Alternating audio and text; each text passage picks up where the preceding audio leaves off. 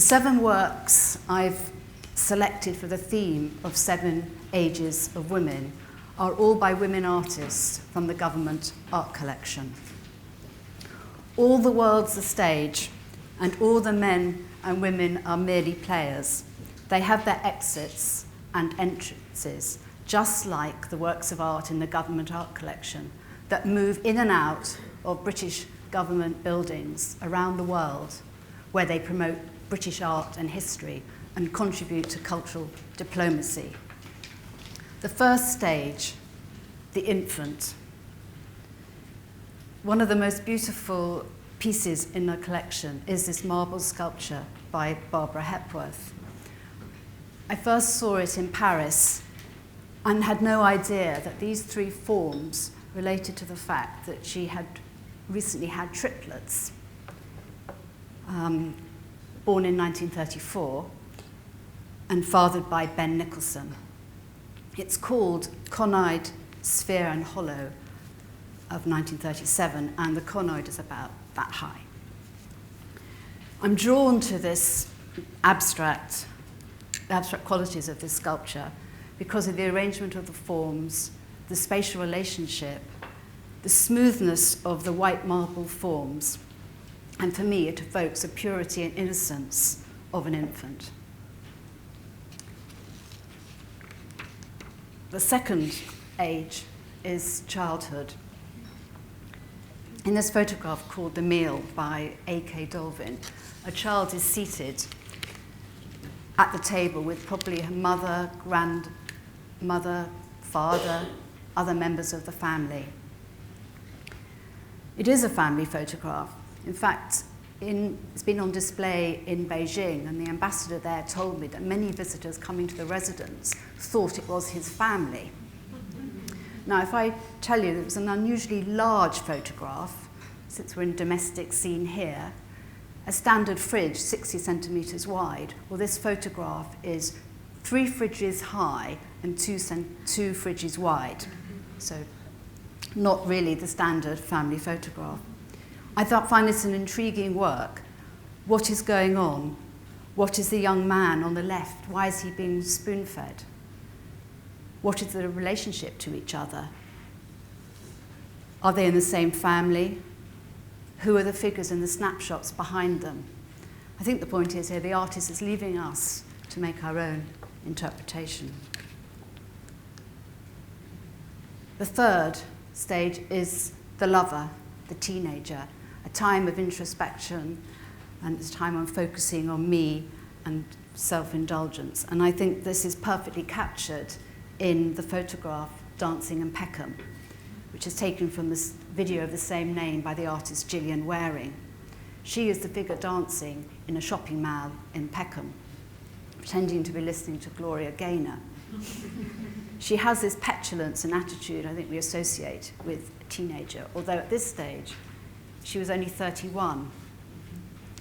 Much of her work is concerned with self-portraiture and different guises and taking on different identities and personalities.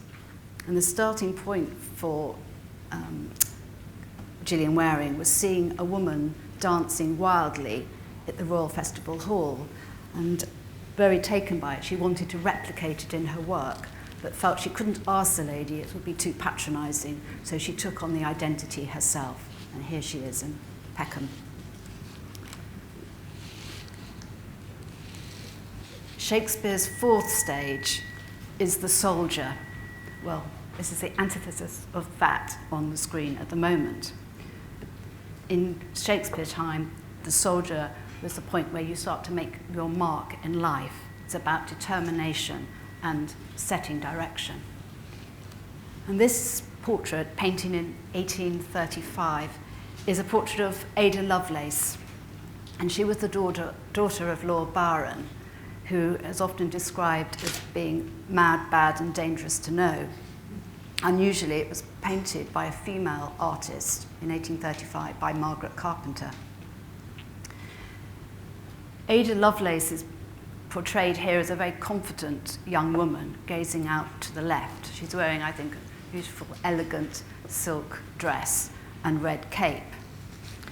I particularly like the way her foot, silk-covered foot, is peeking out below her dress. And again, to me, suggesting this sense of purpose and direction as she herself is establishing a way in the world. She was 19 years old when this was painted and had been working with the mathematician and computer pioneer Charles Babbage. Her mother was determined that she wasn't going to follow the footsteps of her father, so Ada Lovelace studied mathematics and science. And this equipped her to convey the complex ideas that Charles Babbage was developing. And also, she wrote up his experiments, and her writings helped to disperse his newfound ideas. And today, she's become an iconic figure for her, female figure, for her contribution to the sciences in the 19th century. Should you really want to see this painting, you could go to Birmingham, because at the moment it's on display in an exhibition about the government art collection. The fifth stage is justice, a time when people have acquired wisdom, social standing, have really reached a peak. Empress Theodora, who was the wife of the 6th century Emperor Justinian I, was the inspiration for this painting by Vanessa Bell, sister of Virginia Woolf and a member of the Bloomsbury group, who Dorothy Parker famously named, painted in circles, lived in squares, and loved in triangles. Inspired by the mosaics in San Vitale in Ravenna, this painting was completed in 1912, before Vanessa Bell had visited Ravenna. She'd been influenced by fellow Bloomsbury artist Duncan Grant, who'd been there in 1910 and had a book about it. She's employed very deep colour and bold outlines, and the model is very heavily made up, you can see, with the rouge cheeks, as if a part in a Shakespeare play. She's focused on the distinctive headdress and robe, and this is very much the outfit worn by the Empress Theodora in the mosaics, although Vanessa Bell has decided to show her in profile and not full on. The Empress was 47 years old when the mosaics were completed in Ravenna.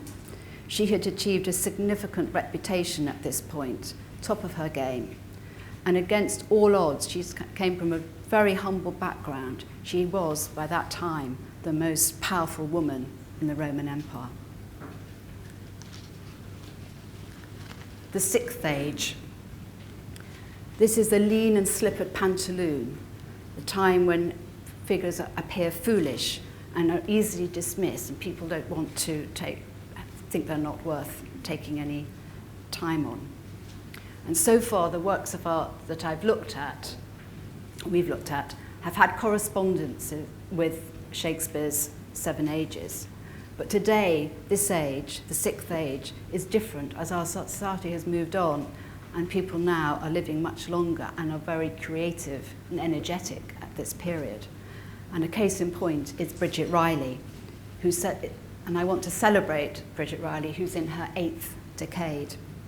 The colours here were inspired by those that she saw on the wall paintings in the tombs of Upper Egypt and on artefacts in the Cairo Museum. She was very struck by the fact that ancient Egyptian artists only used a certain set of colours and that they had a certain vibrancy that stood out in the Mediterranean sunlight. And she began using these colours in a series of works using vertical stripes of colour reflecting this light. This particular work is a commission piece for the 2012 Olympic and Paralympic Games that 12 artists were asked to produce. And again, she's used the Egyptian colours, but this time in a horizontal form to suggest athletic tracks and swimming lanes. Her works may first appear simple, but they are far more complex and deserve our attention. Not dissimilar, and shouldn't be dismissed, not dissimilar to the age of Shakespeare.